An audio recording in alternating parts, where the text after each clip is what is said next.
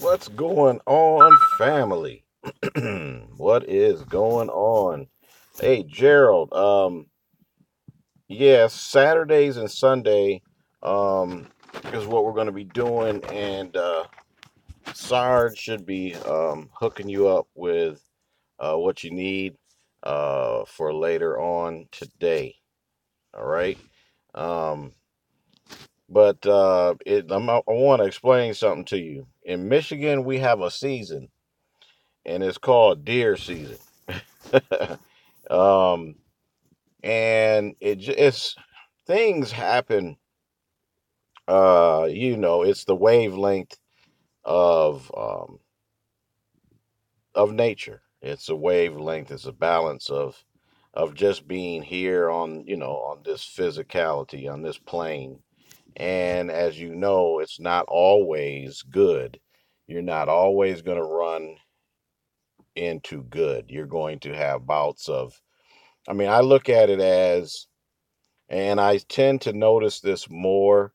It seems that if I have a nice, good run of extraordinary luck, I tend to brace myself a little bit more for some type of or some kind of slip up, um, or something that will happen that will ground you back to earth.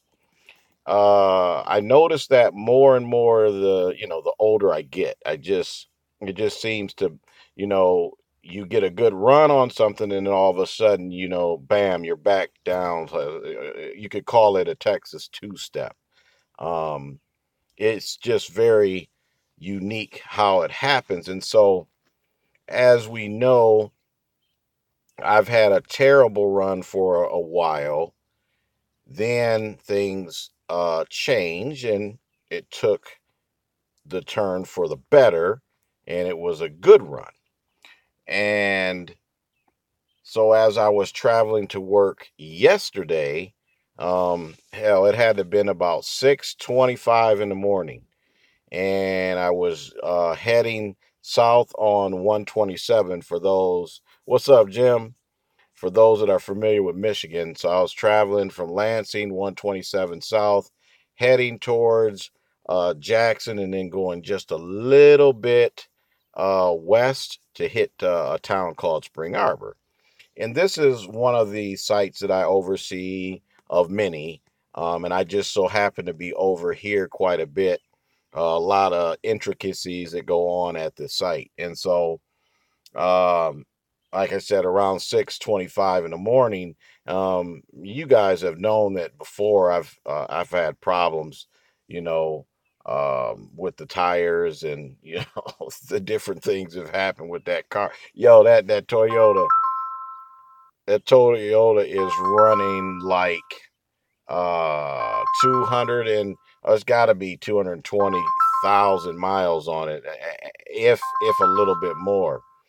And so my thing is that I'm watching out of the corner of my eye, Jim. I'm seeing a corner of my eye, I'm seeing movement, and all of a sudden I see one, missed it, two, deer, missed it, and the third one, I was, because I'm like, "Whew, I'm good," and I know they run in packs, but all of a sudden the third one, I there was nowhere for me to go. There was a big truck on the side, and it was just I couldn't do my old maneuver techniques that I wanted to use, and boy did that sucker clip my car again.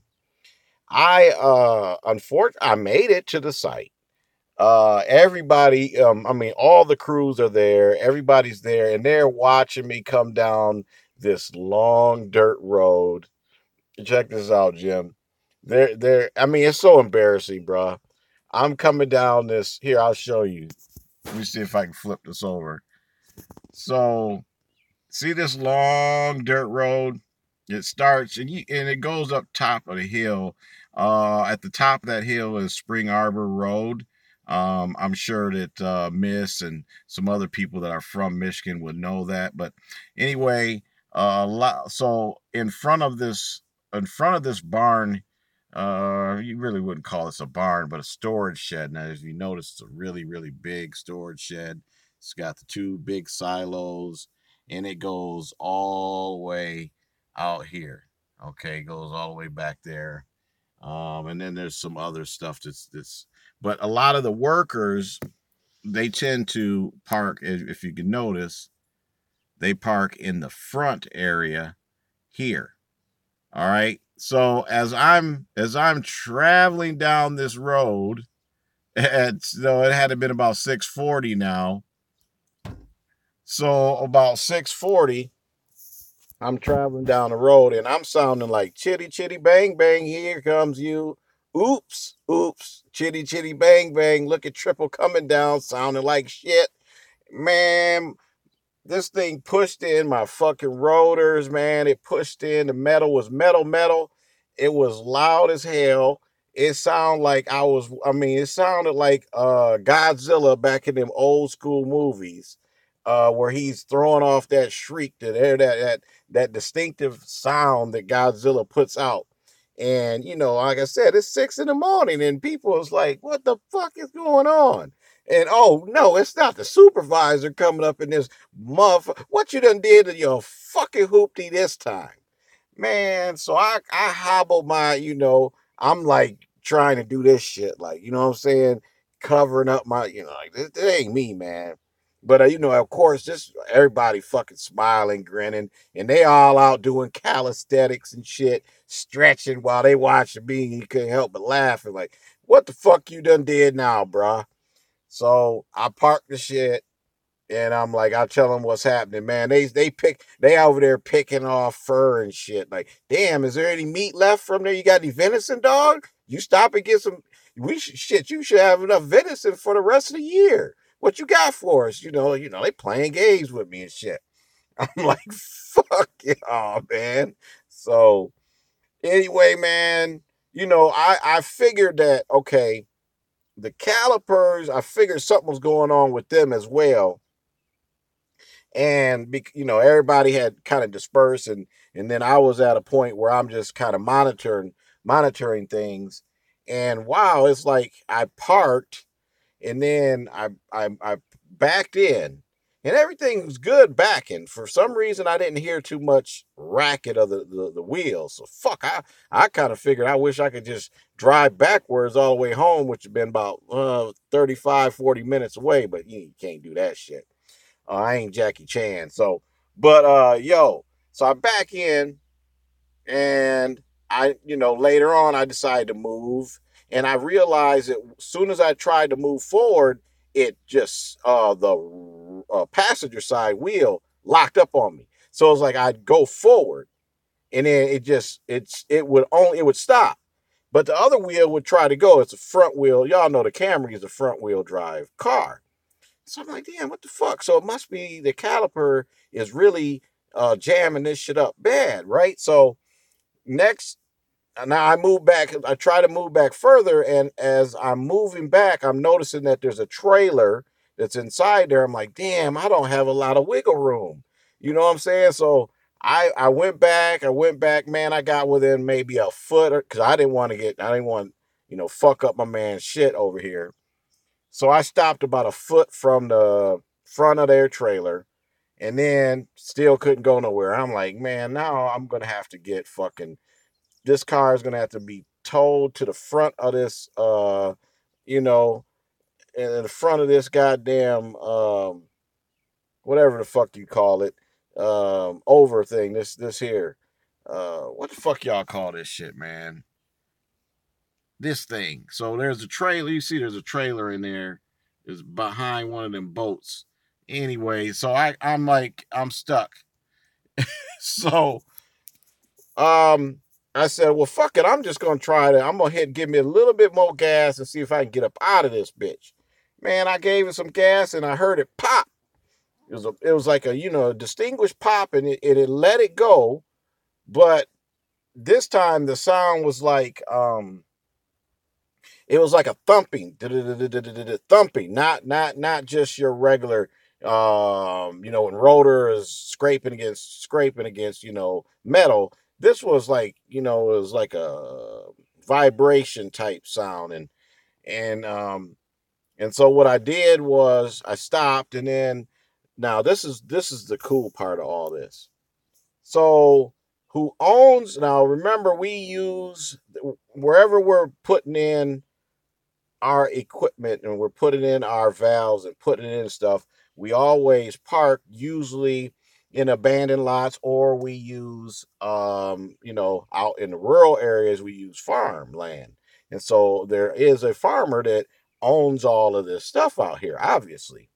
And so he heard the noise. He came out. He's like, "Hey, what's everything okay?" And I was like, "No, not really." And he's like, "What's going on?"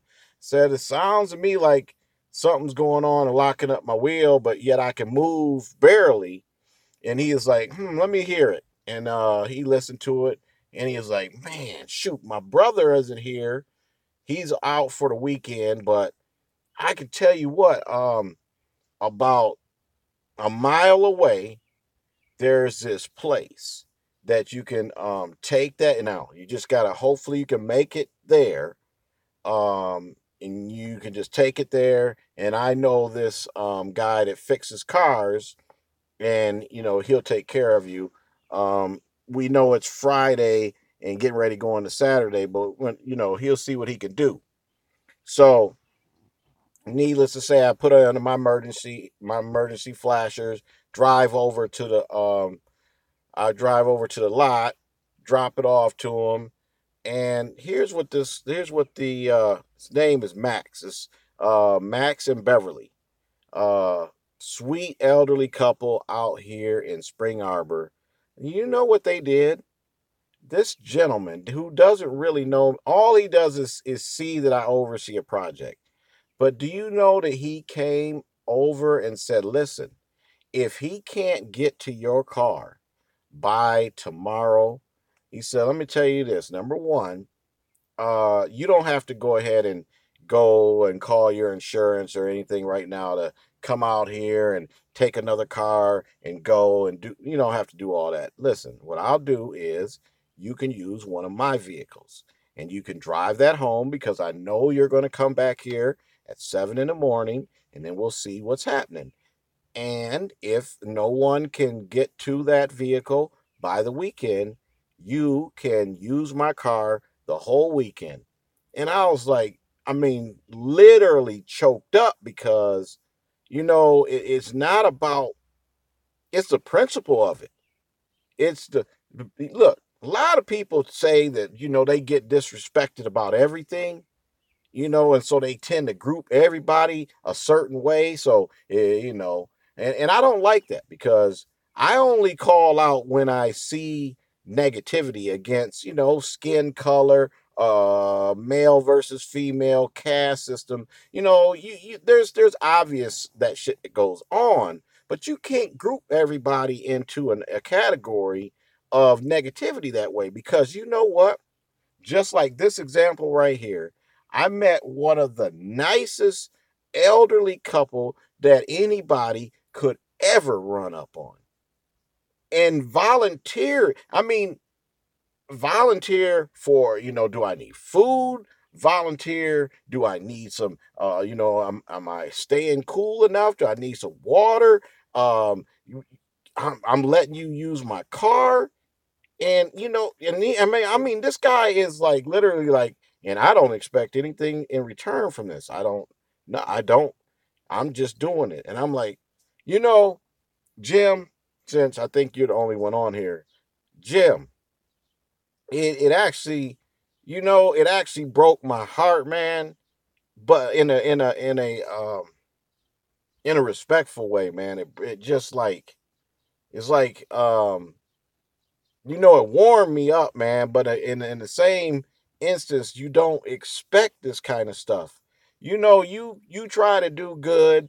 You try to live a life, man. The older we get, man, it doesn't do no good to start up all this ruckus, and we ain't got time for this, man. We getting closer and closer to 6 feet under, and so the enemies, man. We don't need any more extra enemies than we already have, and I stir up enough of them as it is.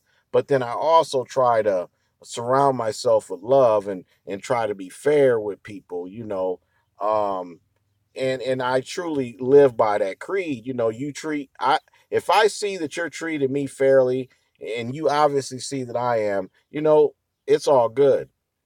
But for this guy just to see me as a work part of a work crew, doesn't know me at all. The elderly lady did not know me from all. Again, their names is Max and Beverly, and to open up that kind of hospitality, because I could have, I mean, I could have been anyone that could have took the car and gone to, let's say, the cities or whatever. But you know what I'm saying? I mean, it's that kind-hearted, and I would hope that no one ever does take advantage of someone like that, you know.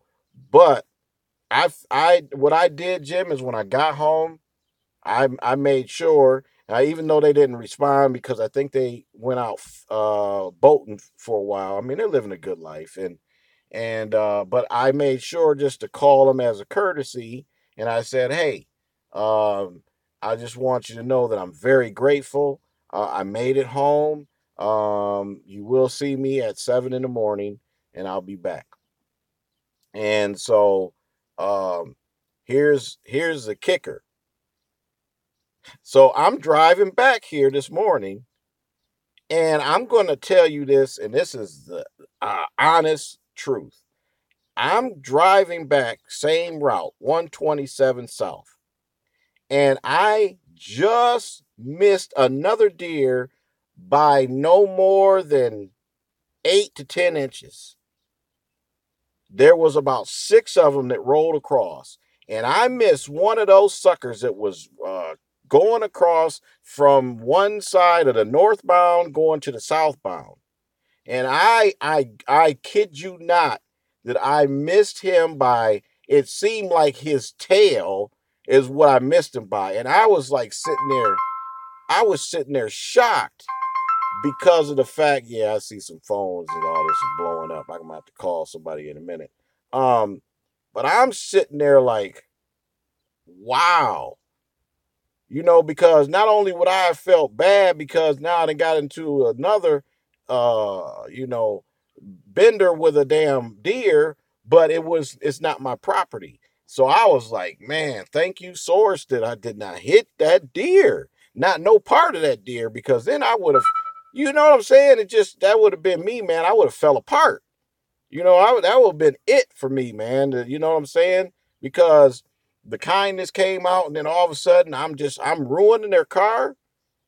You know, so it is what it is, man. I'm very grateful, and like I said, I talk about the positive and the negative aspects that happen.